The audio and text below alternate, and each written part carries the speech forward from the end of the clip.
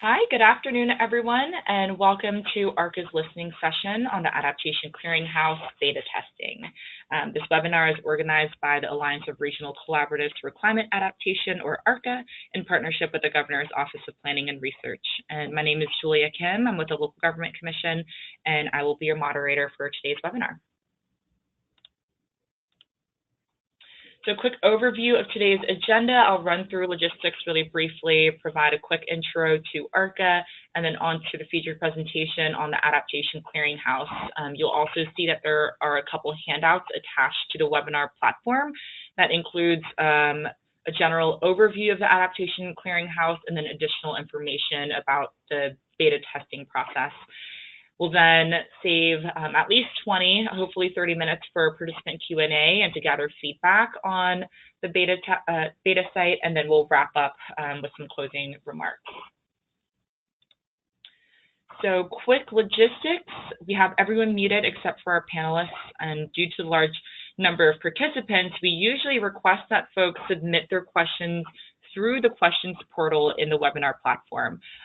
Feel free to submit questions at any point throughout this webinar, but once we get into the feedback portion, we can also test out the hand raising function to unmute folks who wanted to share feedback directly, and for folks who anticipate that they might want to share feedback verbally, it'll just be important to make sure that you're connected to the audio, whether that's through the computer audio or through your phone.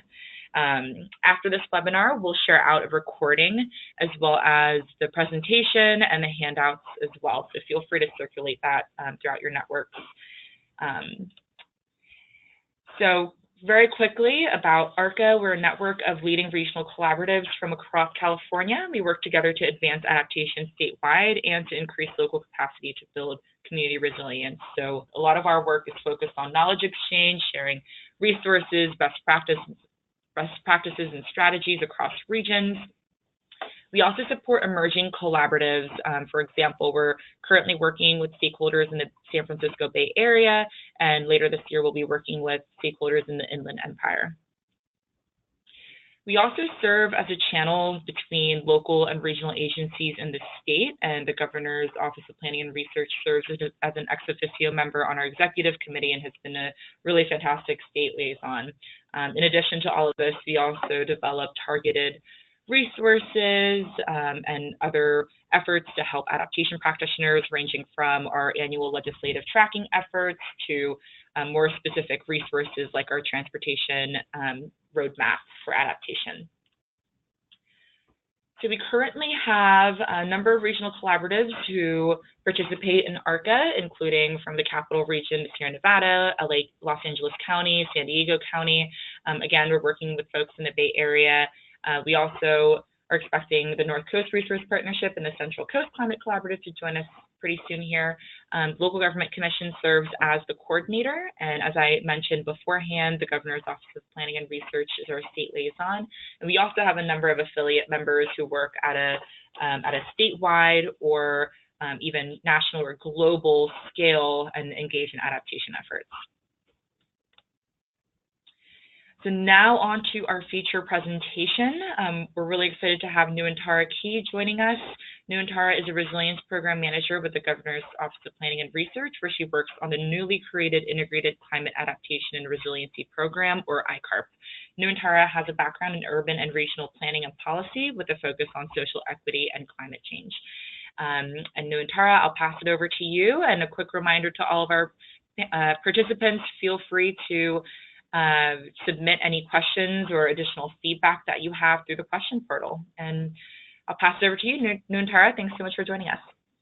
Great, thank you very much. Can you see my slides? Just making sure. Yes. Great.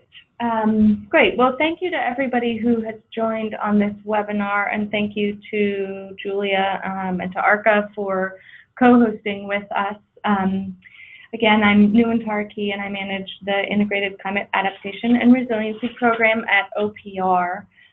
We are very excited at OPR to be at the stage of the process where we are in terms of developing our Adaptation Clearinghouse and to be doing beta testing and getting input on the site.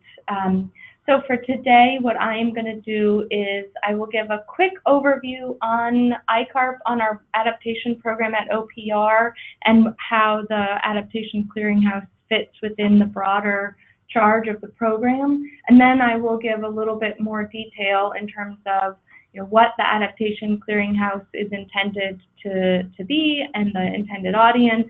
And then I will go through a quick demo of the site as well. And then obviously we'll have the goal here is to get feedback on the site. So we'll have lots of time for discussion. So in terms of the adaptation program, the intent of ICARP really is to better align and facilitate coordination between state and local adaptation and resiliency efforts, really with an eye towards facilitating local implementation. So the program was established through Senate Bill 246 and housed the program here at the Office of Planning and Research. And there are two cross-cutting objectives that are in the enabling legislation that really guide and inform the work that we're doing here at OPR. The first is really to ensure that through our adaptation and resiliency efforts, we are advancing equity and environmental justice within the context of our adaptation work, really recognizing that the impacts of climate change are already affecting communities across the state and communities with the least capacity to respond, that our adaptation responses really need to take that into consideration and be mindful of that. And then the other cross-cutting objective is really supporting an integrated approach to climate change. So really looking for opportunities to leverage our adaptation and mitigation goals and policies to support one another. And that really gets to the integrated in the title of the program title. So the programmatic elements, again, established through the enabling legislation, are the creation of an adaptation clearinghouse. We'll be talking about that today. And then also the formation of a technical advisory council. And just really quickly on the council meets quarterly and is really established to help guide and inform our adaptation program here at OPR. The council includes state agencies, as well as representatives from local jurisdictions, so cities, counties, special districts, MPOs, and regional scale entities, as well as private sector, nonprofit, and community-based organizations. And the council is really an opportunity for us to engage with our local regional partners and better understand how we can facilitate and coordinate our adaptation efforts across the state. So that's just a really quick snapshot of our adaptation program. So the clearinghouse itself, as I mentioned before, is really designed to provide public agency staff, especially looking at local jurisdictions and practitioners, with the resources to inform adaptation and resiliency efforts. We're really trying to provide a website that can help support a community of practice of adaptation practitioners across the state. So while our primary audience, just a quick note here, our primary audience really is intended for public agencies, especially local jurisdictions, we know the site can also provide utility for our state agency partners and state agency efforts. But we also recognize that local implementation really requires successful collaboration and partnership across a diverse suite of stakeholders, including community members themselves, community-based organizations, and the private sector. So we are, while the primary audience, I bring that up because while the primary audience really is public agencies, we recognize the importance of providing resources that help foster that collaboration and coordination across scales and sectors. So the clearinghouse itself is really a database-driven site. So we, on the back end, have been working to develop a database of resources. We'll get into those in a minute. But what we've also done is provided people with multiple opportunities, or as I have here, kind of entry points to access the information. So you can search that database of information by curated tags that we've developed, so by different fields, by topics, which we have aligned with Safeguarding California, which is the state's climate adaptation guide plan. And then also there's a map search area entry point, as well as accessing tools, data sets, and research, and then also case studies and stories. And a number of these sections or portals on the site are still in development, but we'll walk through each of these in just a minute. As of mid-March, when we launched the beta site, we had just over 400, almost 430 resources in the database. And I will note that we recognize that a large number, almost half of those resources, really are ocean and coast focused.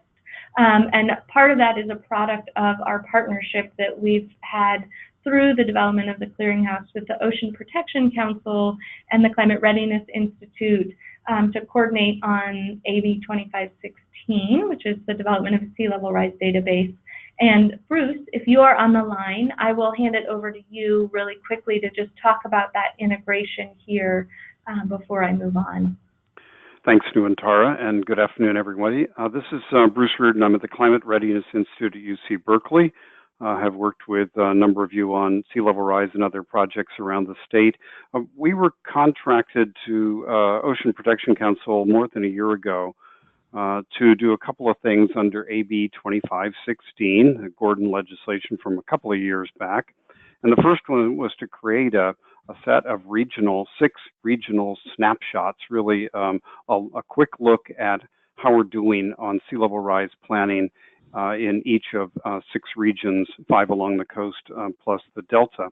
And the second part of this was to collect documents from all of you working, those of you that are working on sea level rise and related topics, and put them in a database. Well, what we heard loud and clear when we started talking to stakeholders is, hey, we've heard about this clearinghouse that's being developed by OPR. Please don't create something separate for OPC. And that was in line with what we were thinking, and we were happy to get that feedback. So we have, as Nu and Tara said, integrated our database where we've collected nearly 200 documents on sea level rise specifically. It's now been all integrated into the clearinghouse, and we're happy to talk to you today about an integrated approach so that we have one place now at the clearinghouse where we can go for information on a series of topics. I will note we are having some regional specific webinars later this month and in early May, and you can contact me if you want to be in on one of those, where we'll look at the regional snapshots and the key findings from those as to how we're doing in each of the 6 regions. If you're interested, send me an email at bruce@climatereadinessinstitute.org. Thanks, Nu and Tara, back to you. Great, thank you, Bruce. Yeah, so really quickly before we dive into the demo of the beta site, just a quick overview of where we've been and where we plan to go. So in last summer and fall of last year, we held a series at OPR, a series of user needs workshops, and to really try to better understand what are the needs, especially of local practitioners across the state as they're trying to find information around adaptation and resiliency, and how should we try to structure the clearinghouse to be as responsive as possible to those needs. I will mention, the partnership with Bruce and OPC has been great because as part of their work, they also held a series of interviews, and we were able to incorporate that feedback and input into our site design as well. So over the course of the winter, we worked on the back end to develop the database and also initial site design. And so today, here we are in the spring of 2018, getting feedback on the beta site itself. So our plan is to collect information through beta testing through the end of this month, really into the very first week of May. And then we'll be working with UC Berkeley, who has been working with us to develop the site and the geospatial innovation facility there to make revisions and enhancements of the site for a full launch in the summer of 2018. And one thing I just want to note here is that we definitely recognize that a website is only as useful as it is relevant. And so we have dedicated resources here at OPR to continue maintenance and provide regular updates to the clearinghouse. So while we'll be launching the site in the summer, we will continue to add additional resources and definitely open to additional partnerships with other entities as we're looking to build out additional features and enhancements to the site. So very happy to say that we have resources to continue with the maintenance of the site, so it really is a useful resource. So with that, I am going to turn over to the site itself. Julia, let me know if there are any issues with my screen. But so when you first go to the site, you will see there is a pop-up window. This window will be removed once we've launched the full site, but it provides a quick intro to the clearinghouse as well as information on beta testing. We have a link to a form, so if those of you who are on the phone are interested in providing additional feedback via a survey, you can access that here. Once you close the site, you can see the main landing page here. Now, the landing page also includes at the very top this black running bar. The feedback form is also there. So once you close that main window, if you're interested in providing additional feedback, you can access it here. I am going to try to close. Okay, there we go. So the landing page, when you, okay, sorry, I'm having trouble with the webinar window, but I just hit it. There we go. So when you get to the site, you see the main navigation bar here, and this includes those high-level entry points that I mentioned before. So you can do the full database search, you can search by topic, map, the tools and research section, case studies, and climate stories. I will go through quickly each of those, but I'm just going to scroll through the landing page here. So if you were interested in the search, the database, the full search, you would click here in this box. I'll come back to that. We also have an area for featured resources, including latest editions and most viewed resources. We recognize now, these because we were doing large batches of updates to the site. The latest editions aren't quite as relevant in terms of highlighting new things that are coming online, but over time, they'll allow for users to see the new resources that are being added in, and then also the most viewed resources, so you can start to see the other documents or resources in here that people are interested in going to the most. So then we have the topics. Another component of the clearinghouse here are these kind of guides, these dots and then topics, so you can see where on the landing page you are. And you can also hop to specific sections of that page by clicking on those. We have heard, just as a quick note, during beta testing, that these are a little bit subtle, and so we're working to make sure that these pop a little bit more and are easier to see. So that's something that we've heard. So you can access each one of those entry points to the database and to the resources here through the landing page by clicking on the link for each one, or, again, when I go up to the top, entering them here. So I'm going to dive into the main database section of the site. So we heard from users both in the user needs assessment workshops and from the interviews that Bruce conducted for the 2516 database, that people want a quick way to access the resources, and they don't want to have to sort through a bunch of pages. They just want to get to the information that they're looking for quickly. So you can access that here. That's really the intent here of this search page, is you're just accessing the full database without any kind of curated sections at all. So you can see here, right now, what's shown here is 10 of the 429 results that are on the page. We've also heard from people that they wanted curated portals, so to access the information, and that's where these additional pages come in. I'll get to those in a minute. But we've really been trying to balance those two needs that we heard from our users. So when you get to this main search page, you can see there's a search bar. You could type in, a keyword, and the results will show up here. So I will type in 2516. Oh, sorry, hold on. And then hit search, and then anything that was tagged associated with the AB 2516 Sea Level Rise database that Bruce mentioned will show up. So you can see, the results are now 152 results for that, anything that's been tagged with that.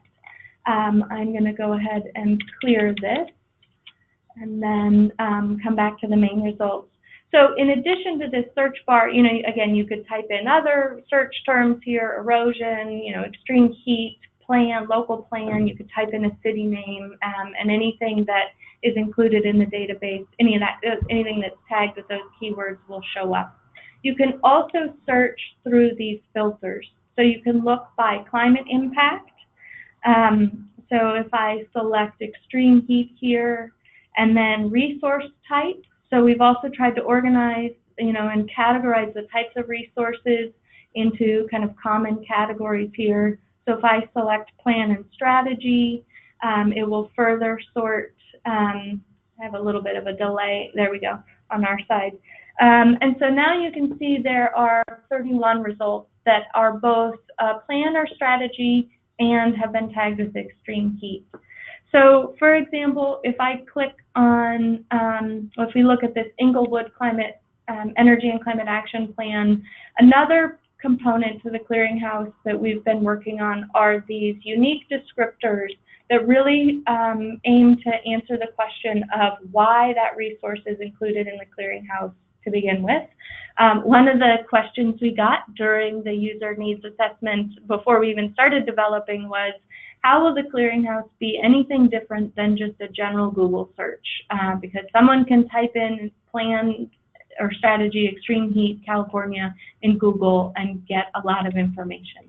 So one way that we've been trying to distinguish ourselves from Google here is to provide these unique descriptors that really explain why that resource is in the site. So here you can see, Chapter 4 of this climate action plan discusses extreme heat, temperature, and public health, and it includes future adaptation actions that should be taken, and connecting with the general plan and local hazard mitigation plan.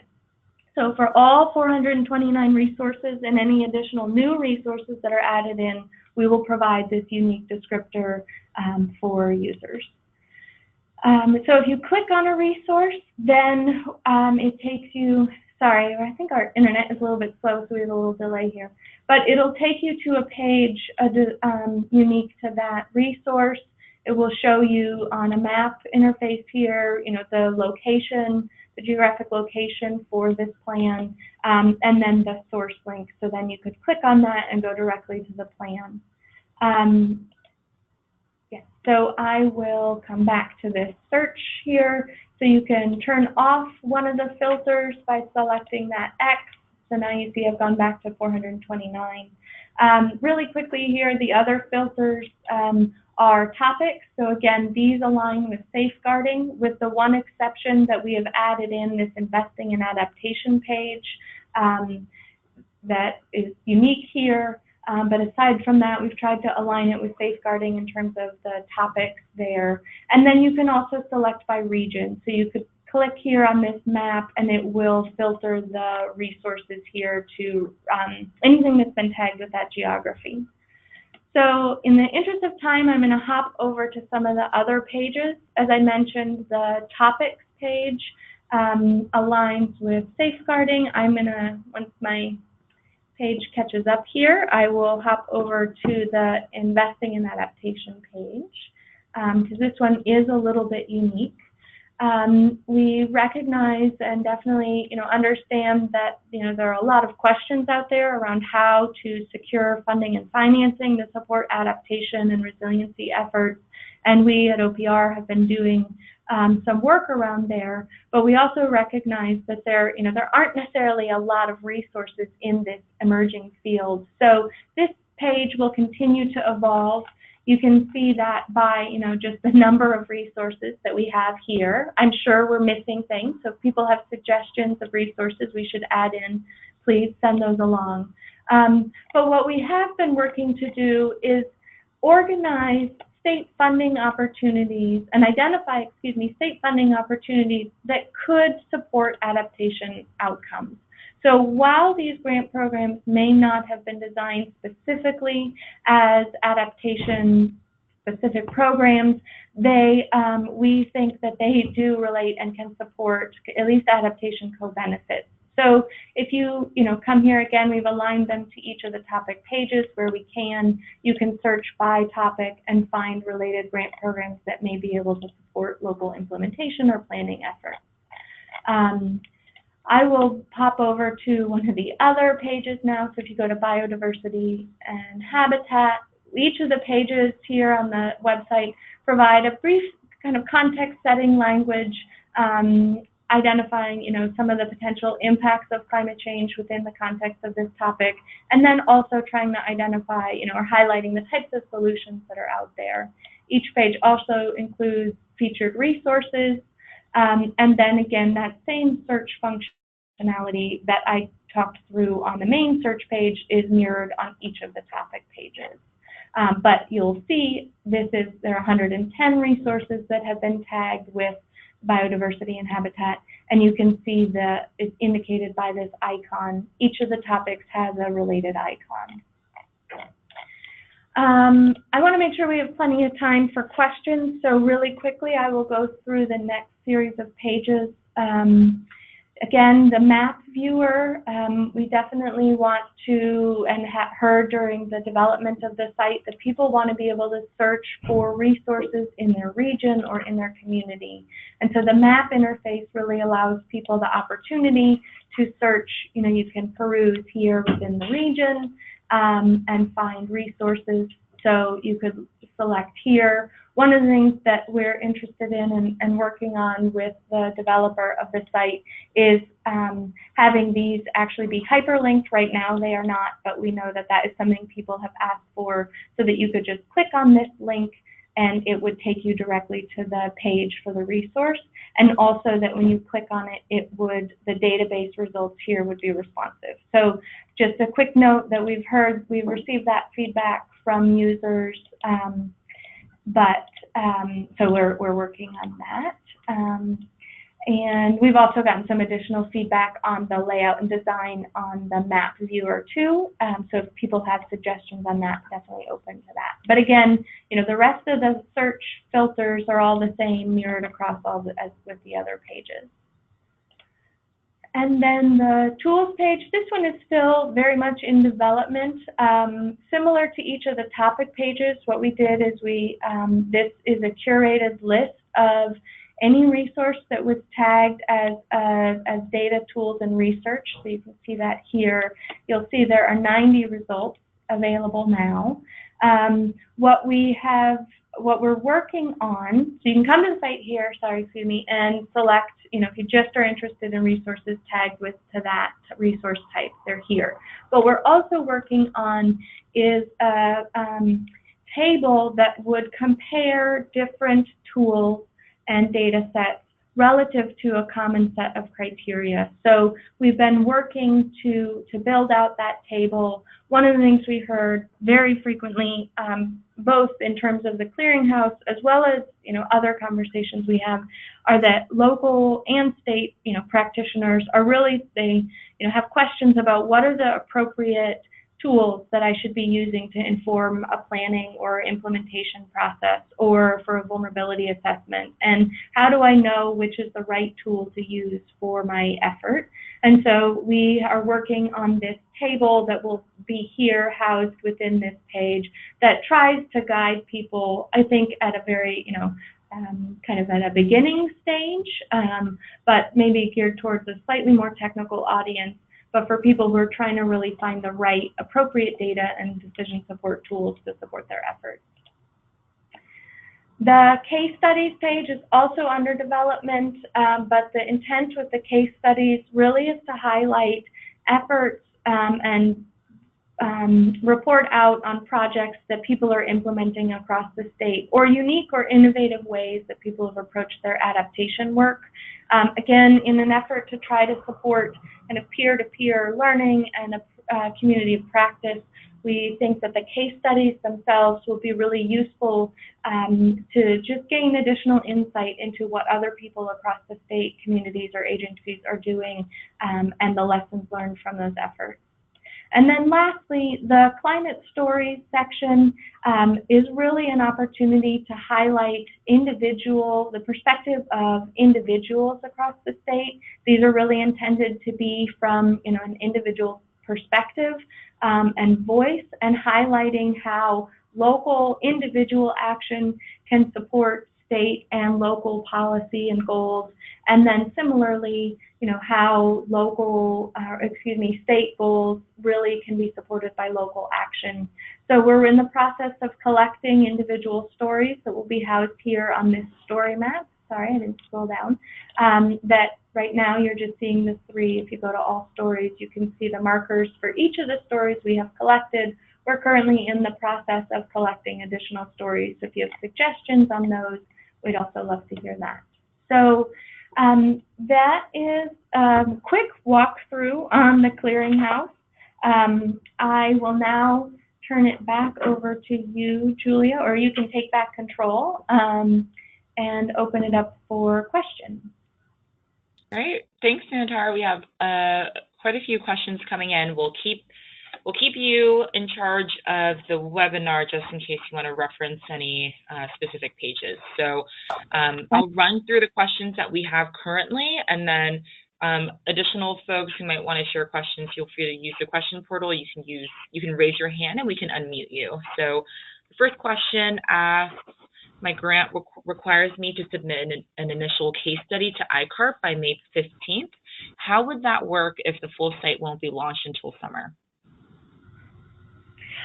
Well, the site, so the grants, we have partnered, OPR's partnered with Caltrans on the SB1 adaptation planning grants. And as part of the process for the adaptation planning grants, we have asked recipients of, awardees of the grant to submit case studies at the beginning and the end of their grant of the project. So we're excited about this opportunity because we think it will actually really help us better understand, and identify lessons learned through this grant program and use information to inform additional grant programs. We also really want to highlight, because this really is the first adaptation-specific grant program, really highlight the work that's coming through that. So that's a little bit of background. Now answering the question. So the site is in development, and we will be making continued updates to the site. And, the beta site now is live. So while the summer timeline for the full release is just to say that we will be through the major development stage on the site, but we're going to be adding materials between now and then, and people can come to this site and look at it now. So as soon as we get the final case studies through the SB1 grants, we will work to have them be posted here, and that will potentially be before that full site launch. That's just when we're going to move out of the beta testing phase. Great. Awesome. Thanks, Nantara. A few more questions here. Does the search bar function search through resource text content, or does it only recognize the predetermined tags? That's a great question. So it's currently the way it functions is it's only searching the predetermined tags that we use. Right now, again, because we're in the beta phase, it's just searching through a selection of those fields, but we're working to expand the search bar so that it will choose or search all of those. We initially were working, and as we've been working with UC Berkeley and the development team there, we actually built out the opportunity, I should say, I did not. They built out the functionality for a full text search. But what we were finding is that that full text search really was diluting the results, because if you have a document that, say, includes the word drought once, that is going to show up, at least initially how we have it structured, that's going to show up as being equally important, say, to a plan that is specific about, or really substantively responds to drought, for example. So what we've done is we've taken that full text search off, but we are looking down the line at adding it in potentially as an enhanced or advanced search feature. So yeah, thank you very much for bringing that up. I forgot to mention that because we know that there is utility in being able to do a full text search, but at this point we felt that it was diluting the results. So we're looking at that at a later date. Great, thanks, Nantara. We have another comment here. The Tribal Climate Change Guide hosted at the University of Oregon also has a funding page. It's generally nationally focused, but also specific to tribal communities. And you could pull from that or link to it where relevant. And Sasha included a link that I can share with you afterwards. Wonderful, thank you so much. Yeah, I would love to be able to add that in on the investing page. Yeah. Right. Wonderful. Another comment from Sasha, not from me, I promise. Are there plans to highlight this resource at the California Adaptation Forum? Yes. Yes, we would love to. And actually, we are thinking about ways to be able to highlight this resource. And I don't know if it would be in the Tools Salon, having it available there, or what that would look like, but we would love to. So, yes. Wonderful. Awesome. Something for us to touch base on afterwards. Yeah, great idea, Sasha. A couple questions from Meg. How were the case studies developed, and how will those and the rest of the database content be kept current? Yes. So the case studies, just a kind of a lessons learned from us in this process.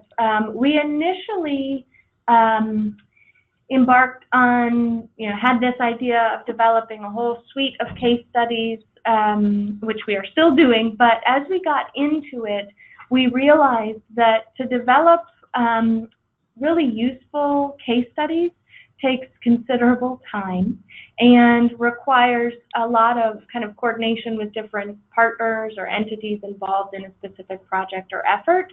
And as we were getting into it, we realized we did not have the capacity to develop a whole suite of case studies and also stay on track with building the full site. So with that said, I'm going to actually pop over to the case studies page again. We are still in the process of developing some case studies, but we also have started reaching out and connecting with, like I mentioned on the SB1, the Adaptation Planning Grants.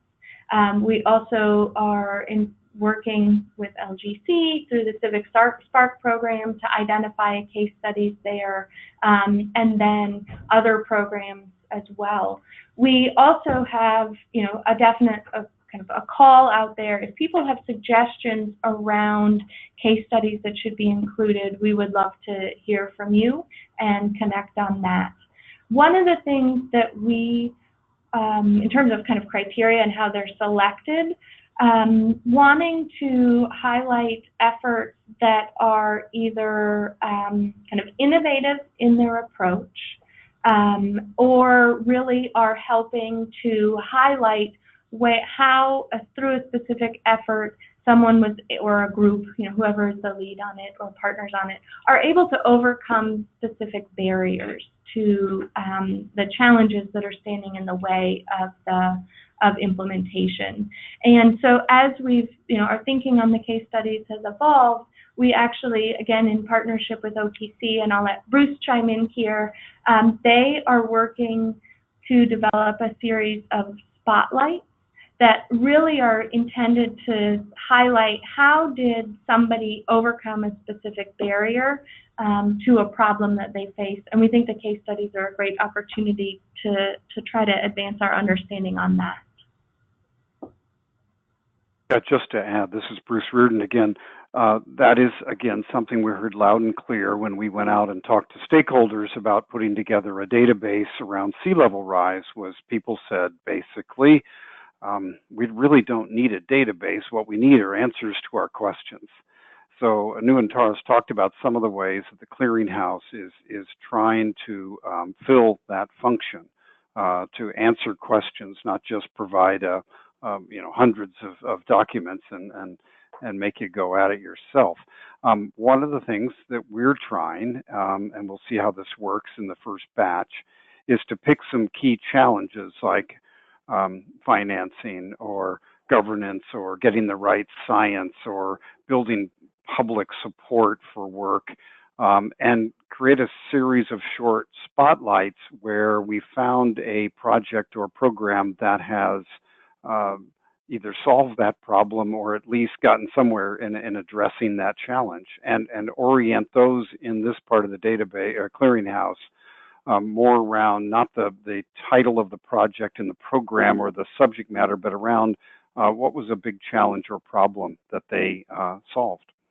So that's what we're going to try. We'll see how it works. Another question, will the site require login access, and will it be available to practitioners outside of California?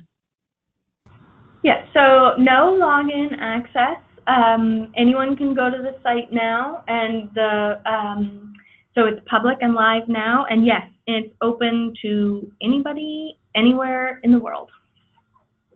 I will say that we have really focused our, again, given the kind of charge for our adaptation program here at OPR and the intent of the clearinghouse, we've really focused the resources that are in the database and in the clearinghouse itself to California.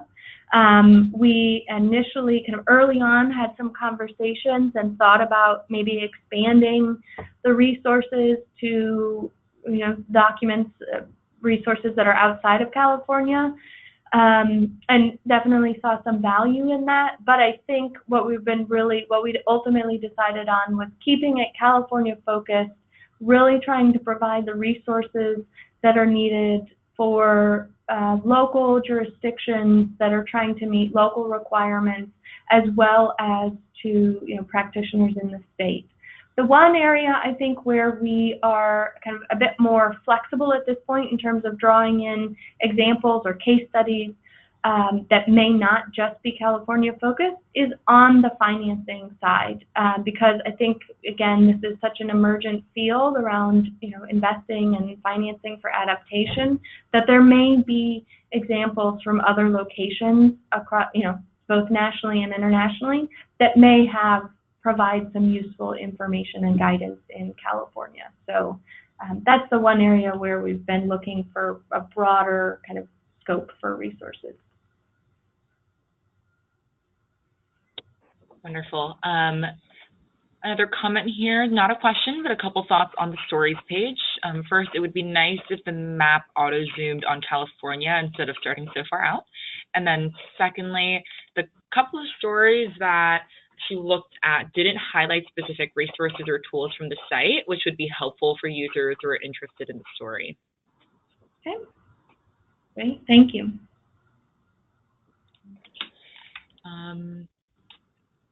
Another great idea from Sasha for case studies, or a call for case studies that could be part of the California Adaptation Forum. So another thing for us to touch base on, Nuantara. Right, yeah. Sasha, you're just giving us more work to do, but no, but it's all great. Yeah, absolutely. We have another question. Here asking, do you have approaches to reaching out to frontline communities or those who work with those communities to help draw out case studies and or to make the resources more relevant to those groups? We have reached out to some of our partners, that community-based organizations that work with frontline communities to get the word out. But I would say, we don't have a specific strategy beyond that at this point. But if anybody, this commenter or anybody else on the line would like to reach out and or would like to connect with us on that, we absolutely would love to have that conversation and think more strategically about this. I think one of the things that we have been working on as we've been developing the clearinghouse is recognizing the importance of the language that we use and recognizing the diversity across the state, both in terms of kind of demographic diversity, political, geographic, all of it, that how we talk about climate change here in Sacramento may not resonate across the state, or we may need to figure out how to communicate and use language that really is accessible more broadly. So I think, that's something that we are constantly, trying to work on and are aware of. But if people have suggestions or want to connect on that, would be very happy for that, to do that. Awesome. A few more questions here. Is there a topic or other resources for the building sector? The building, not specifically. Let me go to the topics page. I think and that actually is a great point. I think infrastructure itself or buildings would really cross a number of different topic pages. There is the land use and community development page. I think, some of that may be into transportation, emergency management, but no, there isn't a, building specific page. That's an interesting point that is new. I don't think we've thought specifically about that. Great, thanks, Antara. And how do you keep the documents current? So, for example, the San Mateo County Sea Level Rise Vulnerability Assessment is now final, but you have the draft version on your site. Yes. So we've been working to build out the site itself and get that initial database built up. But then once we get through the beta testing and identify the enhancements that we will make for the full site launch, part of that is also going through the resources and identifying which resources need to be updated, which, websites also, we're linking to websites, materials that are hosted in other places. So we're going to need to periodically go through and identify where there are broken links, if people have moved pages or those kind of things. So we're building out an internal process to do that, and we have the staffing here at OPR to be, continually updating the database, as well as making sure that there aren't broken links, etc. But that said, if people ever, come to the site and don't find something or see that something is out of date that we've missed, there will definitely be a place on the site for people to submit feedback, suggest resources, and provide that information. Great, thanks.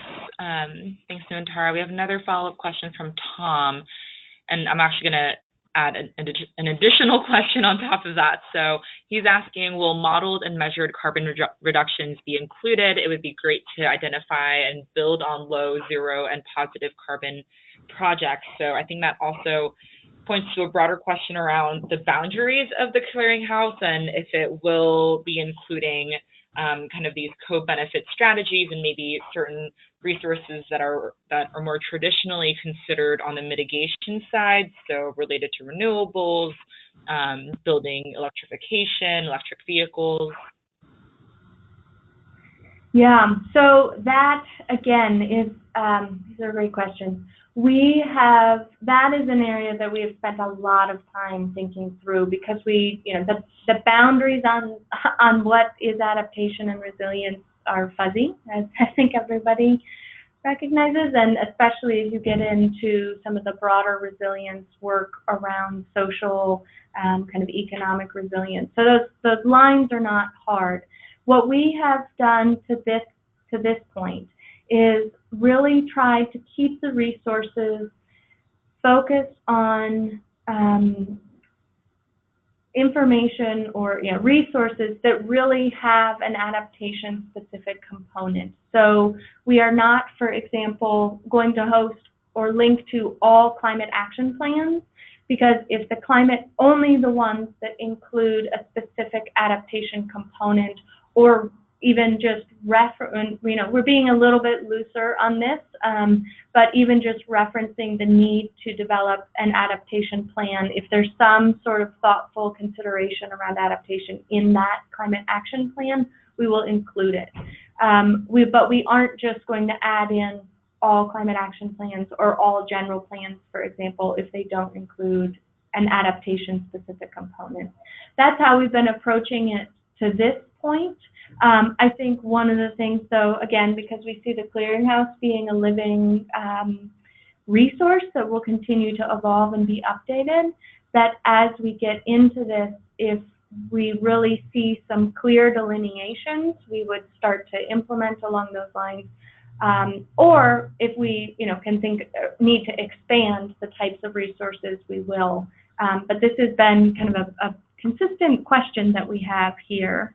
In terms of the question specifically around including resources around emissions reduction resources, I think, again, kind of similar to that fuzzy area between emissions and reduction and adaptation, we would be leaning more towards resources that clearly include or highlight an adaptation-specific component or co-benefit of the work, and using that as our guide for now. I will say on the tools and data page, which right now is not, as we're working again on this page, we will really be highlighting the work that's coming through the California assessment process, as well as really highlighting CalAdapt. So again, that is an area where providing information about what do emissions reduction strategies and the importance of continuing to focus on emissions reductions because of the strong implications for what we need to do on adaptation. So providing resources and tools that can help inform that. Great, thanks, Nantara. We just have a few more questions. I think we'll have enough time to get to those. This one question is asking, do you think there's an opportunity to host an online forum or discussion board on the Adaptation Clearinghouse site to facilitate direct peer-to-peer connections among California's adaptation practitioners? That is another idea that we heard during the, or suggestion we heard during the user needs assessment and continue to think about. It is not something we're prioritizing right now for this year as we build out the site, but it is something that we are considering for kind of an out year, thinking about adding that in as an enhanced feature or function. One of the things that we did during that kind of information gathering process before we started building is we connected and had conversations with other entities that have built similar types of databases or clearinghouses. So we connected with Georgetown Clearinghouse and a number of other sites. And one of the things that we heard from them, specifically Georgetown, was that the amount of the amount of resources it takes to really maintain that type of user interactive space on the website is pretty significant, and it takes considerable kind of staff effort to make sure that things are up to date and curated, and there's that level of interaction. So that is something that, long way of saying we are interested in. I think we would want to scope out what it would really take and the value for doing that. But as we go, if people have suggestions or feel like that's something that's really of value, please let us know. Great, thanks, Nuantara. Do you think that there will be an effort to parse out the research and more strategy-focused resources from ones that are more focused on processes? So, for example, on adaptive management, community engagement, more on the process-oriented side of things. I'm not sure I totally understand, but I think so. Definitely chime in if I'm not answering this appropriately. We've been attempting to do that by this resource type field here, to try to parse out resources that are specifically an assessment, for example, a vulnerability assessment, from materials that were developed with the intent of communication or education materials, or plans or strategies, policy and planning guidance. So, for example, that said, I think that's an area where we could continue thinking through that. I know this doesn't get exactly to this question, but one of the things we've heard so far on beta testing is allowing users to be able to quickly sort, in addition to these filters, but sort out resources that are locally specific, developed by a local entity or agency versus a state agency. So if you were searching by a plan, say a sea level rise plan or some sort of other resource, that you'd want to be able to quickly be able to find things that were developed by a local jurisdiction versus a state entity. So I just bring that up because I think there are some other ways that we can think about continuing to parse information and allowing people to find things more directly that they're looking for. So open to suggestions if people have specific ones in that area. Great, thanks, Nuantara. I have one more question. I think it's the perfect one to end on. Are there any particular climate impacts that are lacking resources? Oh, perfect, thank you. Yes, I think we could definitely use more resources around drought. If you look here, you'll see, only 32 resources. And when you compare that to sea level rise resources, there's a significant difference there. I think we have pretty good coverage around sea level rise and some of the associated flooding, but I would say drought, wildfire, I might think, I actually don't remember for extreme storms. Yeah. So definitely interested in getting additional resources in those areas. Yeah. And if people have suggestions of things, please let us know. Again, we'll continue to do research and identify resources we'll add in, but would love any suggestions people have. Great. Thanks so much, Nuantara, for walking us through the beta test of the beta site of the Adaptation Clearinghouse. And for all of our participants who signed on, thank you for joining us. And hopefully we'll hear from you with some additional resources that can be included in the Adaptation Clearinghouse. So again, we'll be sharing. Oh, yeah, go ahead. There you go. Oh, yeah, you're doing it. Sorry, thank you. Forgot. Yes. So you'll see in this last slide here that we included the beta site web link as well as the feedback form.